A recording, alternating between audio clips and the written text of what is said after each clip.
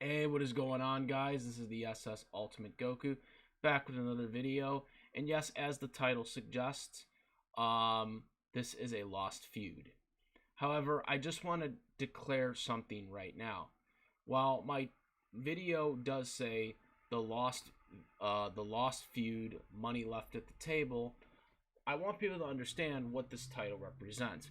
Before people click on this video, you need to understand that this isn't about the fact that Kurt Angle and Stone Cold Steve Austin haven't ever wrestled before. Obviously, they have. They wrestled some great matches. Kurt Angle made Austin tap out, and to this day is the only person who has ever made Stone Cold Steve Austin tap out in wrestling in general. And Stone Cold Steve Austin has more wins over Kurt Angle than Kurt Angle has wins over Austin.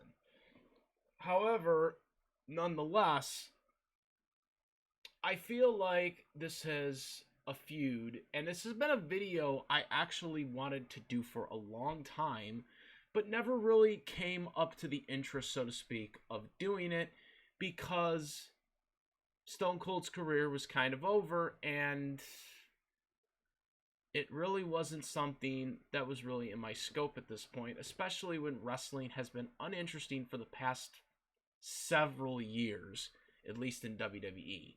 Yes, WWE does have occasional spurs that spark my interest, especially the most recent of Cody Rhodes, or I should say the American Nightmare Cody Rhodes, coming back to the WWE. However, for the most part, WWE is just not that inspiring anymore. It doesn't feel like anybody can grow and actually become a main eventer other than the people that they handpicked already and established, or have been brought back to be established. Brock Lesnar. But nonetheless, with the recent acquisition, or with the recent of AEW, which again I am a fan of both WWE and AEW, but again there are some good and bad with each of the company. I'm not straight up one or the other, but I will give negative where negative is for both companies. I've done that consistently. But nonetheless, the most recent thing of Stone Cold Steve Austin coming back to wrestle Kevin Owens, which was such a nostalgia for me, you have no idea. I'm obviously an adult, but back in 2003, I was just probably like 12 maybe, when Stone Cold Steve Austin wrestled his last match, or at least we thought it was, against The Rock. And Stone Cold Steve Austin was my favorite wrestler in the WWE throughout that whole stretch during the Attitude Era into the Ruthless Aggression Era. Obviously, my all-time favorite wrestler was Randy Macho Man Savage. Ooh, yeah, dig it.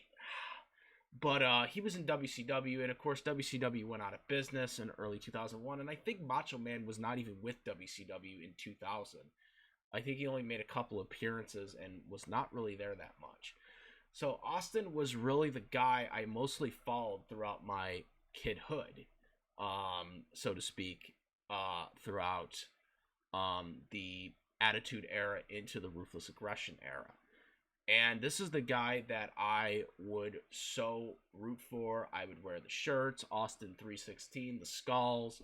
You know, this is the guy that I cheered for, and mostly everyone cheered for. Now, I don't drink alcohol, never will, but nonetheless, this was the guy I rooted for every week on Monday Night Raw. For anybody who doesn't know, I am straight edge. I don't drink alcohol, but that's for another story. But nonetheless, this is the guy that I rooted for when I was a kid, because when Austin came up, I was a kid, you know, and so this was the guy. And so now getting a little more out of that whole thing, basically this piqued my interest because of Austin coming back, took bumps, and had a good match with Kevin Owens, and I'm almost certain. Well, I don't know if it will be his last match or not. They say it's his last match, but then he also said Goldberg's last match was against Brock Lesnar at WrestleMania, and that didn't happen. So maybe who knows? But if this actually is his last match in 19 years, I at least am satisfied, because after 2003, when he retired, I wasn't ready for him to retire, and I'm sure a lot of fans that were that were kids during the time period of the Attitude Era would probably understand my thing. Now, I understood when I got older, understood why he had to retire. He had the neck injury, and whatnot. But I bring this up now because I feel like one of the more underappreciated and probably one of the more storylines that we don't look back enough on is Stone Cold Steve Austin versus Kurt Angle. And mainly their matches and storylines, I don't think were that... Well, I mean, their matches were good, but the storylines I don't think were. And it's not because of them, per se, but it was mostly because of where they were at the time when they decided to have the two start working together in wrestling matches, and that was around 2001. Now, they sparingly had a couple of interactions in late 2000. Obviously, the Armageddon six-man Hell in a Cell match, still the only one to this day that happened. And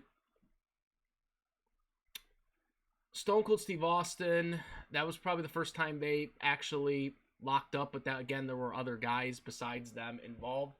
So most of their feuds came in 2001.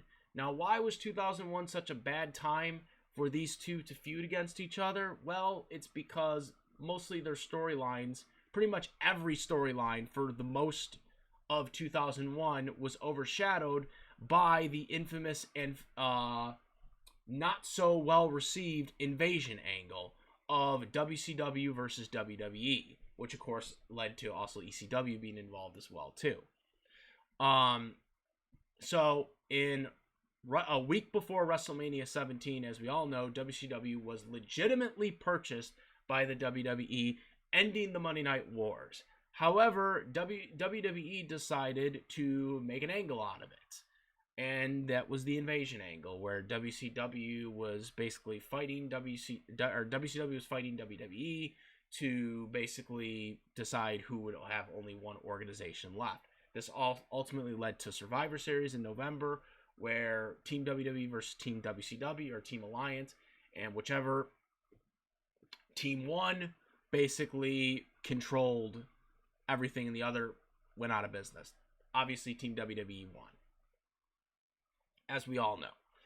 However, that angle was so poorly received because obviously most of the people were not the top WCW stars from the legitimate company, sat at home under Ted Turner's big-time contract. So because of that, most of the WWE guys had to be a part of the alliance, which just was not received. You've seen flip-flops.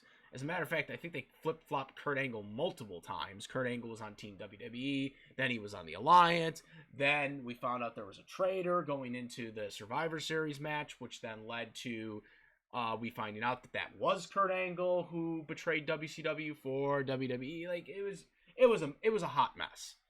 It was a hot mess, Angle. Especially since Kurt Angle was never part of WCW ever. So, I mean, it really should have been no surprise that Kurt Angle would be on Team WWE. But, of course, WWE, I guess, just didn't understand the memo of this.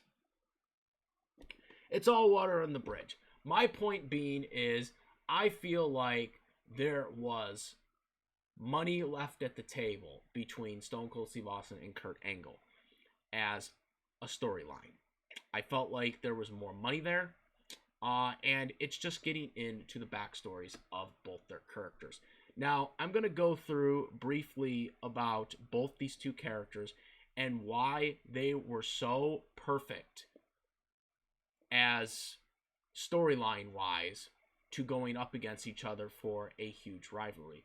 So let's get into first with Stone Cold Steve Austin. Stone Cold Steve Austin obviously was a beer drinker, but his motto was DTA, don't trust anybody. He stunned everybody. He didn't care who he stunned. He was a mark man. He attacked the authority because the authority was basically in his way. So he stunned everybody. He went after Gorilla Monsoon, who was the president at the time in 97. He went after Vince McMahon. He wasn't afraid to go after Mike Tyson. He was the guy that everybody looked up to. He was the guy. He was the man. He became the guy that pretty much, it was the reason why WCW went out of business. He was the top draw in the Attitude Era. He was the anti-authority type guy that would go against anybody. Vince McMahon, Shane McMahon, Stephanie, it didn't matter. He went through anybody. He went through their corporate champion, who was The Rock at the time. He went against every person there imaginable. No matter what he did, he would go through anybody. It did not matter who the authority was. So now let's move forward. That was Austin's story, brief story. Now let's go to Kurt Angle's story. Now Kurt Angle's story is a little more complex than Stone Cold Steve Austin's one, because Stone Cold Steve Austin was someone who was in the business for several years trying to become a wrestler. He was in WCW and was only seen as a tag team guy. Was fired after an injury by Eric Bischoff. Went to ECW, kind of showed some of the things he could do. Got a job in the WWE as the ringmaster, and then slowly morphed into the character that he is now, Stone Cold Steve Austin. So that's even more brief summary of Stone Cold. So this is how Stone Cold's upbringing was into professional wrestling. Kurt Angle's story of getting into professional wrestling in the WWE is far different, and a much different path that probably no one, and probably even Kurt Angle himself would probably say, probably was not expected. So Kurt Angle, unlike most professional wrestlers, especially during this era, was a legitimate Greco-Roman success story. He was an amateur wrestler. I believe he was an All-American at his high school as well as college. I believe he also won in the States. So he had a very good collegiate career, which then, of course, led to the Olympics.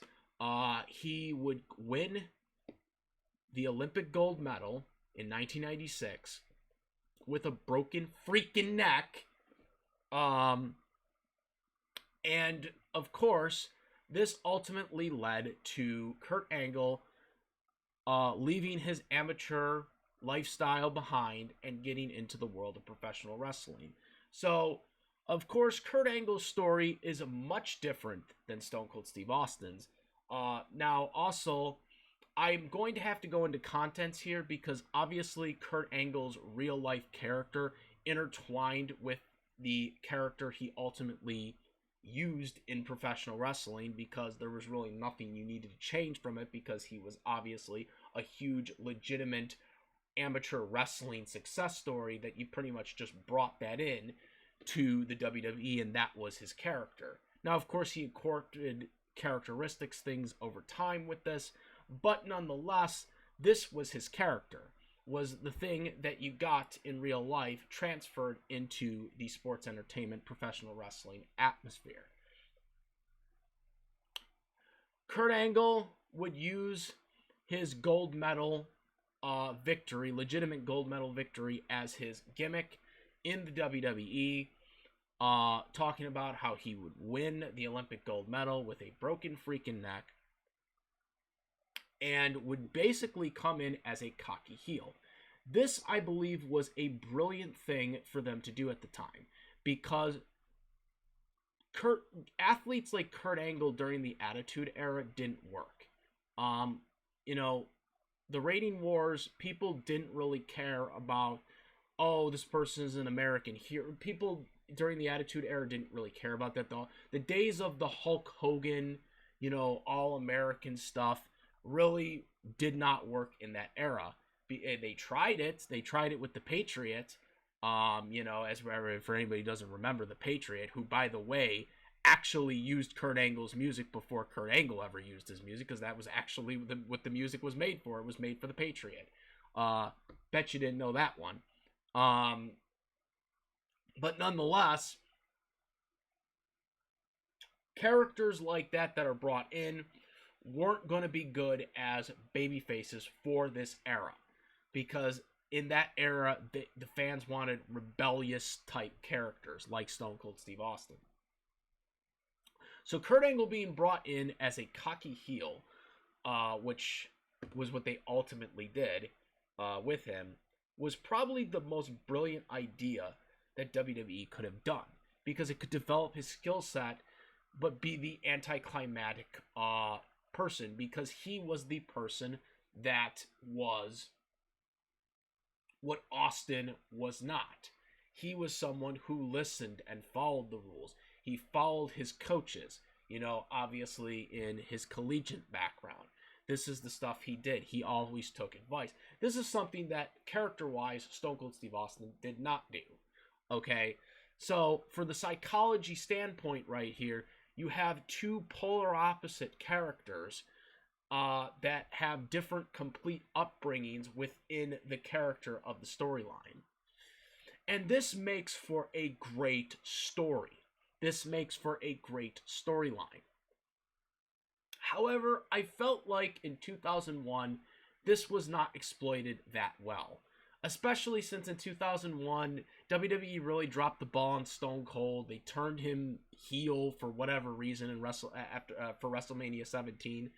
As we all know. Then, of course, Vince McMahon betrayed Stone Cold, or Stone Cold betrayed Vince McMahon, and so he remained the heel on the alliance, and Kurt Angle was going back and forth from babyface to heel in mid-2001. It was kind of a little awkward, because it's like, okay, he's baby, then he's heel, because he's part of the alliance, now he's back to baby, but then the next night he's heel again, because then they have Austin as the baby. Then like I said, the alliance angle was just a clunk. It was a clunk. It was clutter. They didn't know who was what. They didn't know what they wanted to do. That's why I always say in 2001, for most of the year, there was no real babyface or heel, because everyone seemed to turn heel or babyface depending on who you rooted for, because they wanted it to be this whole organization angle type deal. So yes, it was a very confusing year, and this is why I say that there was a lot of money left at the table when it comes to Stone Cold Steve Austin and Kurt Angle. The way they could have booked a proper feud between these two. So here's how I would have booked a proper storyline with Kurt Angle and Stone Cold Steve Austin. Here is the Lost Feud. So the first thing I would do, and this is obviously going to go into long-term booking storyline, which, yes, WWE can do this if they actually want to, but they don't seem to not want to do that, because they always book themselves in a corner these days. However, back in the day, WWE used to be able to book long-term storylines, because they did book a successful Kane and Undertaker storyline, which is still talked about to this day, because there was basically 4 stages to that storyline. It could have been an actual animated movie, to be completely honest with you, or a live-action movie, because of how brilliant it was. Paul Bearer betrays The Undertaker. Paul Bearer proclaims Kane is alive. Kane makes his debut. And then, of course, they wait 6 months before the two actually wrestle for the first time at WrestleMania 14. And then, of course, Undertaker turns heel not too long after that. But again, long-term booking. There's like at least 6 chapters in that whole storyline, which was started all the way back in 96, by the way. That is right there an example of long-term booking, and it is the best long-term booking that WWE has ever done in professional wrestling, and they could never book that today because the writers they have today are garbage. Okay. Anyways, so this is my long-term booking proposal on Stone Cold Steve Austin and Kurt Angle. So as we all know, Kurt Angle was in developmental for about a year. I think from late 1998 to most of 99, before Kurt Angle finally made his debut at the 1999 Survivor Series, where he versed Stasiak, Sean Stasiak. He beat him in pretty much convincing fashion. However, why do I use this as an example? Because something else happened that night at Survivor Series when Kurt Angle made his debut. What was that? Well, it's simple. Stone Cold Steve Austin was ran over in storyline by a mystery person.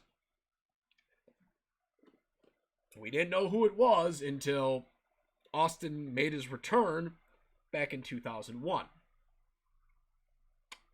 Or, I'm sorry, back in 2000. I'm sorry. So, what would I have done here?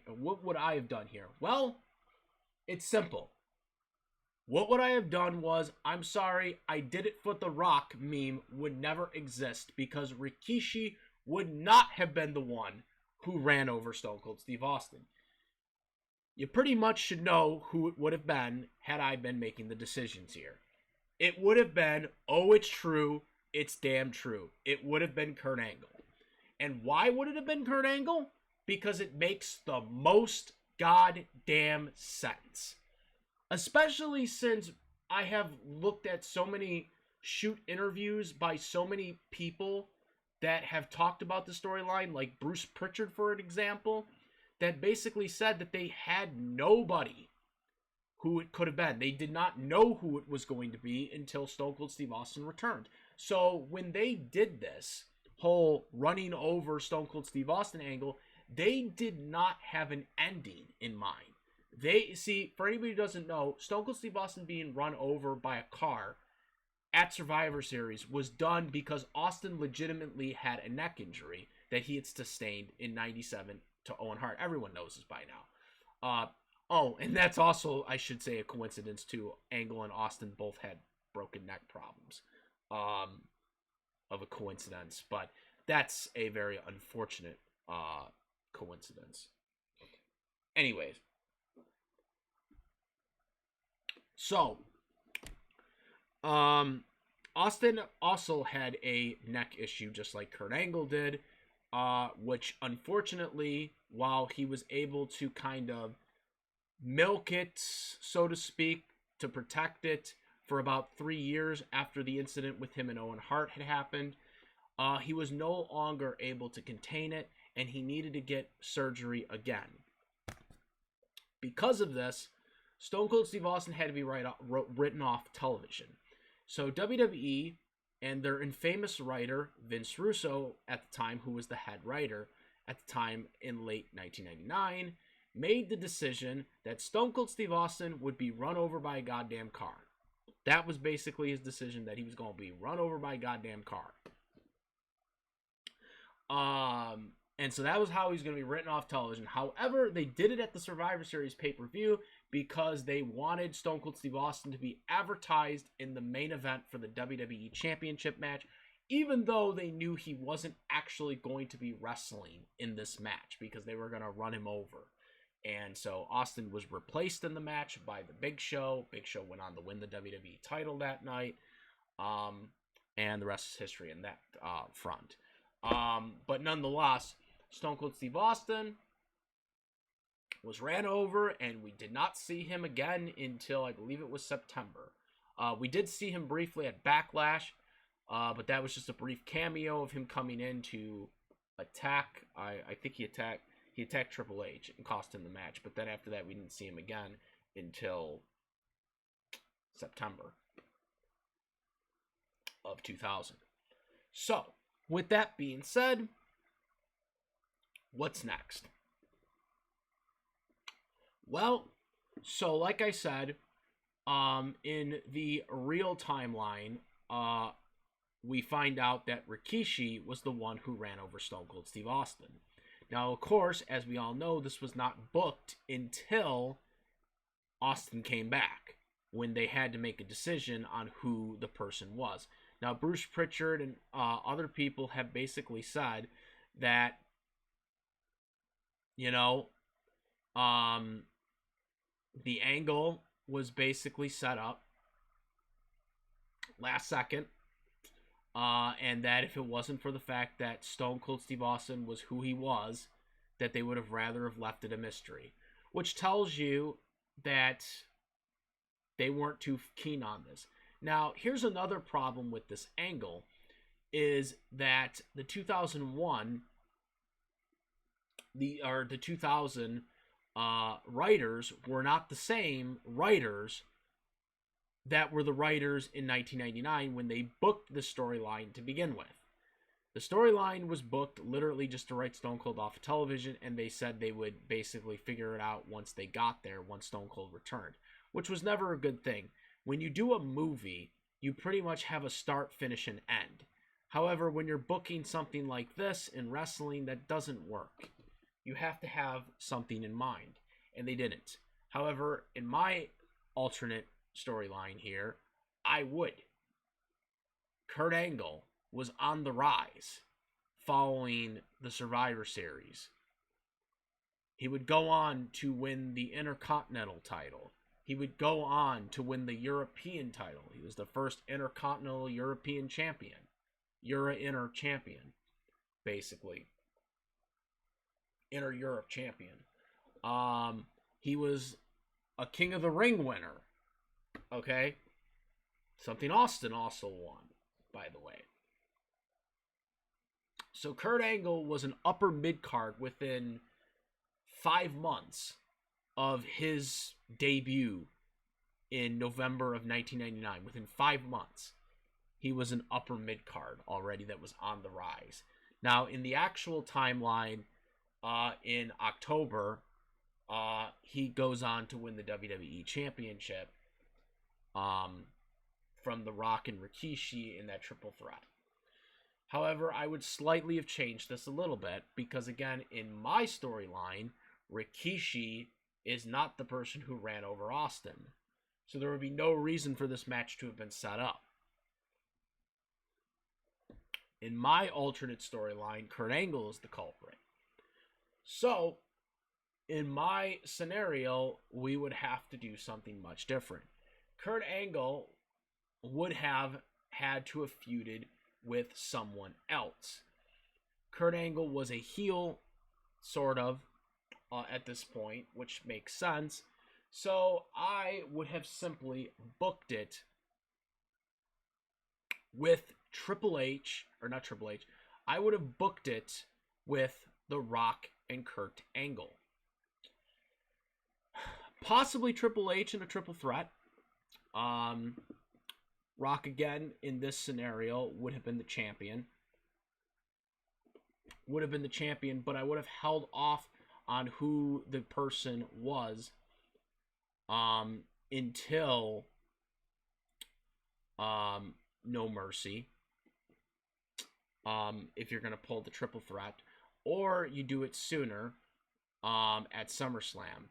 Regardless, I would have done something where you book it where Austin's still trying to figure out who it is, and he's suspected of The Rock. He suspects The Rock because they said it was The Rock's rental car, which maybe that wouldn't have been in effect if we did do it that way. But I basically would try to figure out a way where Kurt Angle wins by goading into Austin believing that The Rock had been the one who had ran over him because Rock's the babyface at this point. So I would have tried to, Kurt Angle being the way he was, I think it would have made more sense to convince people that he was the one who ran him over. This ultimately backfired. Austin accidentally helps Kurt Angle win the match. He wins the WWE Championship, and then the next night it's revealed that Kurt Angle, in fact, was the culprit all along. I don't know, a security cam or whatever you do. Basically, Kurt Angle is not the WWE champion, but he is the culprit. And so now Austin's basically, Kurt Angle admits it, and then you start the feud. And then you have Kurt Angle basically reveal that, yeah, I ran him over. Oh, it's true. It's damn true. Stone Cold Steve Austin does not deserve to be in this ring. He does not deserve to be the champion because he basically attacks authority. He attacks everybody. He breaks rules. That's not what you're supposed to do. You're supposed to be, I'm an Olympic gold medalist. I won with a broken freaking neck. I listened to my coach. I listened to the authority. That's what you're supposed to do. That is what you should have done. That would have been money. And then you would have probably set up a title match between the two at Survivor Series. And I think that could have been great money, regardless of whether Austin or Angle won that match. You have basically a feud that is solidified. You have a story to tell. You have two characters that are polar opposites but are very similar in their own right, which makes them really good to work together. But you have the story, and then you can have them work these great matches. And I think that's where they should have gone. I think this would have gotten more money than the Alliance stuff that they did, because again, the Alliance storyline was just all wacky, and it didn't really focus on Kurt Angle and Stone Cold Steve Austin as characters, because again, it was focusing more on WCW. It was focusing more on WWE versus WCW. It wasn't focused on them. You know what I mean? It wasn't focused on them. Not to say that their matches weren't great, because I enjoyed their matches. And I encourage anybody to rewatch some of their great matches, because I do think a lot of their matches are kind of overlooked compared to the other storylines that Austin has had over the years, like with The Rock. And because they never wrestled at a WrestleMania, I think, too. Also hurt. But then again, there was also Triple H, and they didn't wrestle him at WrestleMania. Yeah, but I don't know. I don't know why, but I just don't think a lot of people don't talk about him as much as they should. And I think it's mainly because of the angle. I think that's the only thing I can think of. It's because of the angle. Austin and Angle, wrestling the way they wrestled with that story wasn't really a good storyline for the two to really show off their characters, and to why their characters made sense to wrestle each other, because they were so opposite, and it worked with perfect money. The beer drinker, the Olympic gold medalist, listens to authority. Austin doesn't listen to authority. That's just how it is, man. And I think there's so much left on the table. This kind of brief summary on how I would kind of display it maybe leads into WrestleMania, but then that would probably take away the Rock versus Austin match at WrestleMania 17. But I do think Austin eventually winning the WWE Championship going into WrestleMania actually would have been a better deal than him headlining as the challenger, because I don't think Austin ever walked in as the champion, which I thought he should have. And yes, it could have worked. He was still a megastar. It didn't matter whether he was the champion or the challenger at WrestleMania's main event. If Austin did end up winning the title, maybe you hold it off until Rumble for Austin to beat Angle for the championship. and then he goes on against Rock or Triple H. I don't know how you change the butterfly effect there, but if he does go up against Rock again, I think it would be so much better him walking in as the champion. But nonetheless, this was more or less just kind of briefly talking about the lost feud, money left at the table. And I think, like I said, obviously these two were great in the ring. They told great matches. Like I said, Austin had some great matches with Angle where he won. Angle got the first tap out on Austin. He got the only tap out on Stone Cold Steve Austin. So they did have great matches, but I just think there should have been a little more execution on some of these storylines that were worked on, and it's mainly overshadowed by the invasion angle. Let me know what you guys think. This is kind of my wrap up of this. Where do you guys think this would have gone? Where do you guys think would have been better? Where do you guys think they should have done it? Let me know. I'd like to know what people think about this. I do personally think Stone Cold being run over by Kurt Angle would have been more impactful and would have been probably more of a memorable storyline than the Rikishi one, because the only thing we remember about Rikishi running over Austin is I did it for The Rock. And while as funny as that is, looking back on it 20 years later, it's probably not something that did good for the historical aspects of Austin being run over. So let me know what you guys think. I'm out. Comment, rate. If you like this video or any of my other videos, make sure to subscribe and hit that bell for the latest contents, because the viewership is there, but you got to keep clicking back. You got to actually subscribe to the channel, guys. I see the viewer counts and I see other things on there, but you got to subscribe to kind of get more of that latest content, if you know what I mean. So hit that subscribe button and hit the bell for all the latest contents. Make sure you do that. Discord link in the description. I'm out of it. I am the SS Ultimate Goku. I'm out of it. Peace.